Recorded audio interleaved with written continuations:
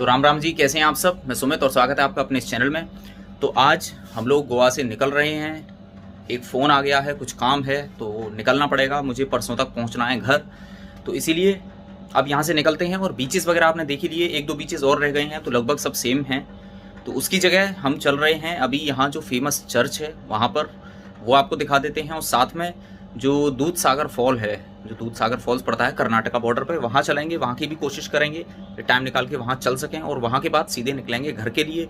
और रास्ते में भी कुछ चीज़ें अगर पॉसिबल हुआ तो आपको दिखाते हुए चलेंगे। लेकिन फ़िलहाल निकलते हैं यहाँ से गोवा से। और अभी टाइम हुआ है सुबह के 9 बजे, 9:30। तो 9:30 बज चुके हैं और हम बिल्कुल नहा धोकर ब्रेकफास्ट करके तैयार हैं निकलने के लिए। तो चलिए फटाफट निकलते हैं यहाँ से बाहर।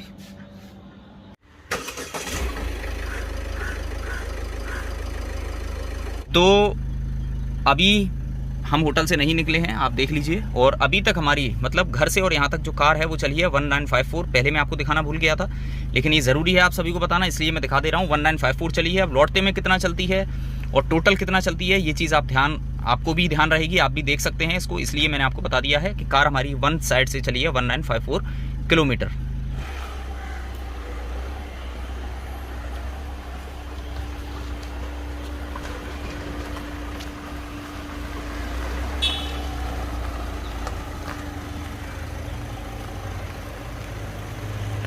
तो भाई फाइनली निकल चुके हैं गोवा से। और मुझे पता है बहुत सारी चीज़ें एक्सप्लोर करने को रह गई हैं, लेकिन देखिए काम ही ऐसा है। मैं एक फार्मर हूँ, खेती से संबंधित काम है तो उसको मैं टाल नहीं सकता। उसके लिए हमें चलना पड़ेगा, पहुँचना पड़ेगा। लेकिन एक सेकंड, एम्बुलेंस है पीछे। हाँ जी, तो जो चीज़ें रह गई हैं उसके लिए मैं आपको बता दूं कि अगर आप लोगों का प्यार और सहयोग रहा तो हम दोबारा बहुत जल्दी आएंगे गोवा और उन चीज़ों को भी एक्सप्लोर करेंगे, ज़रूर करेंगे। और दूसरा, अभी हम चल रहे हैं जो यहाँ पर चर्च है, फेमस चर्च है गोवा का, जहाँ पर कि एक फादर की जो है मम्मी रखी हुई है, डेड बॉडी है, जिसको हर 10 साल में एक बार निकाला जाता है। तो वहाँ पर चलेंगे।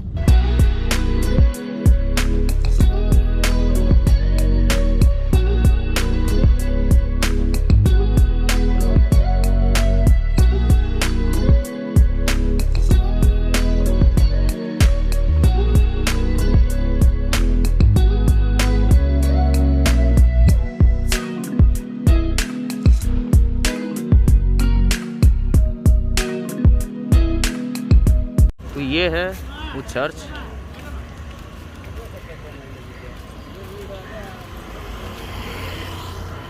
जो कि काफ़ी फेमस है गोवा के अंदर। वो पीछे जो चर्च आपको दिख रहा है, यही वो चर्च है जहाँ पर उन फादर की जो डेड बॉडी है वो रखी हुई है। अंदर फोटोग्राफी या वीडियोग्राफी अलाउड नहीं थी, तो हम अभी गए थे, देख कर आए हैं। और उस बॉडी को हर 10 साल बाद निकाला जाता है। पिछले बार 2014 में निकाला गया था और अब 2024 में निकाला जाएगा, नवंबर के लास्ट में। और उसको 45 डेज़ के लिए निकाल कर इस चर्च से इधर सामने जो चर्च है ये वाइट वाला, इसमें ले जाते हैं और वहाँ 45 डेज़ के लिए रखा जाता है। ये अभी अंदर बताया था। और बाकी अंदर आर्ट गैलरी है, आप आर्ट गैलरी में जा सकते हैं। 10 रुपये पर पर्सन का फीस वो है वहाँ पर टिकट। और यही है, बाकी सारा बंद था, टूरिस्ट के लिए बंद किया हुआ है। आई थिंक शायद कोरोना की वजह से किया होगा, मुझे नहीं पता, लेकिन बंद है। इसके अलावा सब कुछ, तो आप यहाँ आ सकते हैं। बाकी अंदर जो कलाकारी है वो बहुत अल्टीमेट है, सुंदर है, काफ़ी डिज़ाइन वगैरह बहुत सुंदर लग रही हैं। तो आप यहाँ आएँ तो इस चर्च को ज़रूर देख कर जाएँ, है ना। और यही है बाकी अभी के लिए तो। और मैं एक बार आ देता हूँ, कोशिश करता हूँ। ये है चर्च, यही बिल्डिंग है, पुरानी बिल्डिंग। और ये बाकी सब नया बना हुआ है, लेकिन ये काफ़ी पुरानी बिल्डिंग है। और इसी के अंदर वो जो बॉडी है, जो मम्मी है, वो रखी हुई है एज़ इट इज़, विदाउट किसी केमिकल के और बिना किसी एक्स्ट्रा देख रेख के। उसको एक ताबूत के अंदर रखा गया है, जो कि आप लोग देख सकते हैं अंदर जाकर। तो भाई फाइनली यहाँ से हम निकल चुके हैं ओल्ड गोवा से। और अभी टाइम हो रहा है 11:11, ये आप देख सकते हैं। और अब यहाँ से चल रहे हैं हम दूधसागर वाटरफॉल। और ये है लेफ्ट साइड में वो चर्च जहाँ पर उन फादर की बॉडी को लाया जाता है 45 डेज के लिए। और राइट साइड में है आपका चर्च जहाँ पर उनकी फादर की बॉडी को रखा गया है, जो कि पुराना चर्च है। तो ये है वो बिल्डिंग, काफी पुरानी, और बाकी जो भी इसकी हिस्ट्री है वो आप गूगल कर सकते हैं, पढ़ सकते हैं।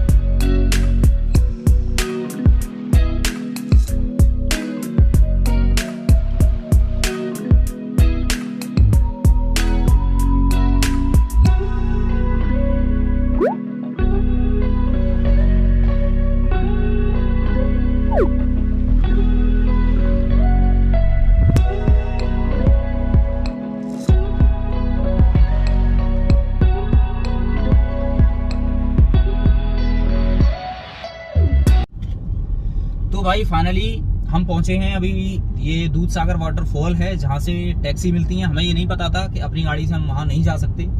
तो यहाँ से पीछे आपने भी देखा अभी वहां बोलेरो करनी होती है जो कि 3500 रुपये चार्ज लेती है आने जाने का। और हम 2 लोग थे, तो उसने बोला, जो पार्किंग वाला बंदा था, कि आप अपनी गाड़ी यहाँ खड़ी करो, 100 रुपये पार्किंग के दो, और परमिशन बनता है उस काउंटर पे जाओ, काउंटर पे जाके परमिशन बनवाओ आईडी कार्ड देकर, और 5 लोगों को और इकट्ठा करो। एक कार में 7 लोग जा सकते हैं और उनसे 500 रुपए लो। तो इस तरह से पर पर्सन 500 रुपए पड़ जाएगा और 7 पंजे 3500 रुपए आपको गाड़ी के देने हैं। तो भाई ये काम मैं क्यों करूं कि मैं और बंदों को तलाशूं? ऐसा तो पॉसिबल नहीं है। देखिए, कोई 1 घंटे रुकेगा, कोई 2 घंटे रुकेगा, सबका अलग अलग हिसाब किताब है, तो ये पॉसिबल नहीं है। दूसरा, इन्होंने बताया कि 40-50 मिनट जाने का और इतना ही आने का, मतलब 1.5 घंटा इसमें लग जाता है। तो 12:30 ऑलरेडी हो चुके हैं। यहाँ से 1.5 घंटा जाओ, 1.5 घंटा आने जाने में लगाओ, फिर ऊपर हम क्या करेंगे, कितना रुकेंगे? टाइम हमारे पास नहीं है इतना कि हम 5-6 घंटे यहाँ लगा सकें, क्योंकि अगर टाइम होता तो हम गोवा में रुके होते। आज भी इतनी जल्दी नहीं निकलते। तो यहाँ भी हमारा बैड लक पूरे दम से हमारा साथ दे रहा है, पूरी ताकत के साथ हमारे साथ है हमारा बैड लक। और गुड लक थोड़ा कमजोर है, उसको थोड़ी ताकत की जरूरत है, काजू बादाम खिलाने पड़ेंगे उसको। तो दोबारा आएंगे, फिर देखेंगे, थोड़े ज्यादा पैसे लेकर आएंगे इस बार। तो ये चीज है। बाकी दुख तो होता है। देखिए, इतनी दूरी पर आप आए हैं, कितना दूर आए हैं, और यहाँ से इस तरह से आप अगर वापस जाएं तो इससे ज्यादा मतलब खराब क्या लग सकता है, आप लोग समझ सकते हैं इस चीज को, है ना। तो प्लीज समझिए, मतलब मेरी जो कंडीशन है उसको थोड़ा समझने का प्रयास करें। और बाकी एक और चीज कि अगर किसी के पास कोई ऐसे वो हो ना, तांत्रिक वांत्रिक या पंडित जी टाइप्स, जो कि मेरे गुड लक को बढ़ा दें, मेरे बैड लक को कमजोर कर दें, तो प्लीज बताना भाई, कोई अंगूठी वंगूठी या माला वाला मेरे को मिल जाए, तो जिससे कि ये चीज थोड़ा सही होती चली जाए। तो ऐसा कोई हो तो प्लीज बता देना भाई मुझे, जो कि सुमित भाई का और हमारा बैड लक दूर कर सके। हाँ, तो बाकी निकल रहे हैं, अब चल दिए हैं यहाँ से आगे के लिए। और अब जो हमारा अगला डेस्टिनेशन है वो किसी को नहीं पता है, अभी डिस्क्लोज नहीं किया। अमित भाई तक को भी नहीं पता। अमित भाई पता है आपको? नहीं पता। अभी मैंने किसी को नहीं बताया, तो वहां पहुंचकर ही आपको पता चलेगा। और इनको शायद 10-5 मिनट या 1 घंटा पहले पता चल जाए, अभी नहीं बताने वाला, लेकिन आपको वहीं पहुंचकर पता चलेगा कि हम कहाँ जाने वाले हैं। तो भाई फाइनली एंट्री हो चुकी है अपनी कर्नाटका में।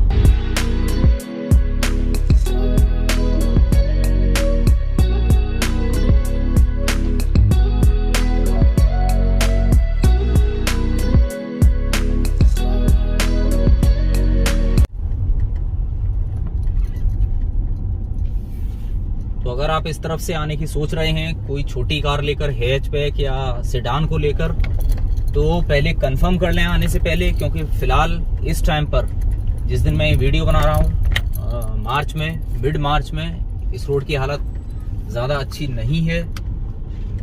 तो इसीलिए पहले कंफर्म करके तब इस रोड पर आएँ। और अगर आपके पास SUV वगैरह है या कॉम्पैक्ट SUV, ब्रीजा या इको स्पोर्ट है, तो आ सकते हैं, उसमें कोई दिक्कत नहीं, क्योंकि ग्राउंड क्लियरेंस अगर आपका 180 तक भी है, 170-180, तो दिक्कत नहीं होगी। लेकिन अगर 150-160 के आसपास है तो शायद प्रॉब्लम आ सकती है।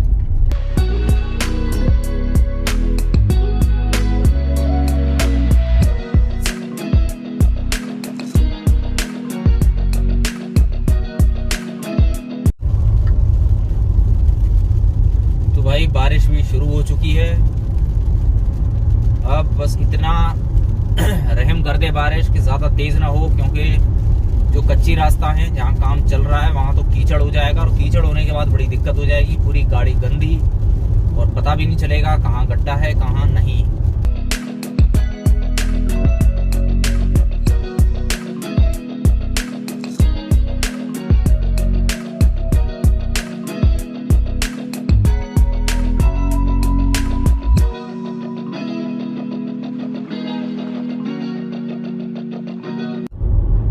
तो फाइनली आ चुके हैं पुणे हाईवे पर, और यहाँ से जो पुणे है वो है 392 के करीब।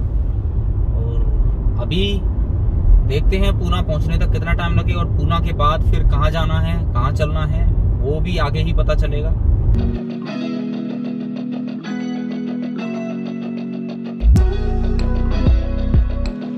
चलिए रुक कर देखते हैं इधर।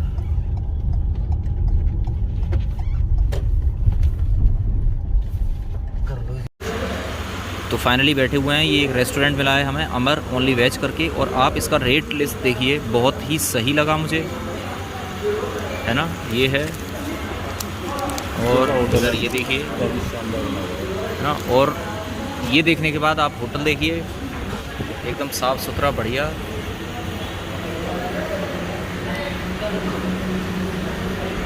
ये है, बाहर भी काफ़ी जगह है, पार्किंग वगैरह की सारी सुविधा हैं।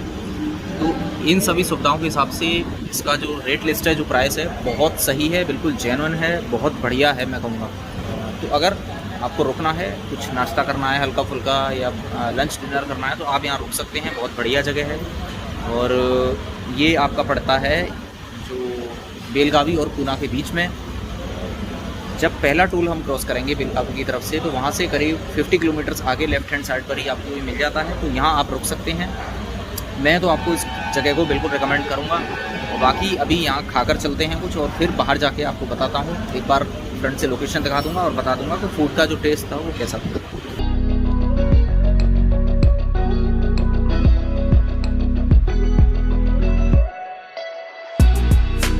तो भाई ये है वो जगह, लेफ्ट हैंड साइड पर पड़ेगी आपके हाईवे पर ही, अमर ओनली वेज।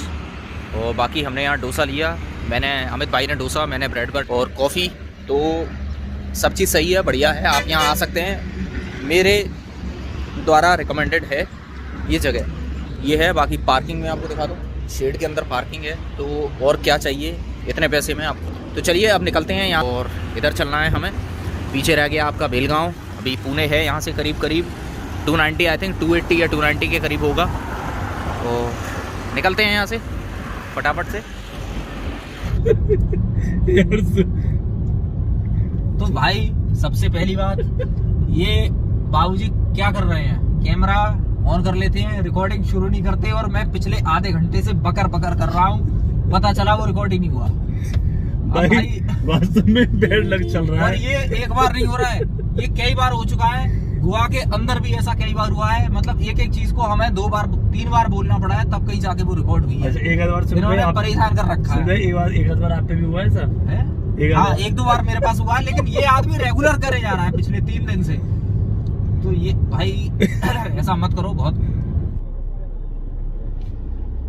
तो अभी टाइम हो रहा है, मैं आपको बता दूं 10:12, और हम पुणे में कर चुके हैं एंट्री। और अब तलाशेंगे कहीं कुछ खाना वाना ठीक ठाक सा मिल जाए, और खाना खा के निकलते हैं आगे।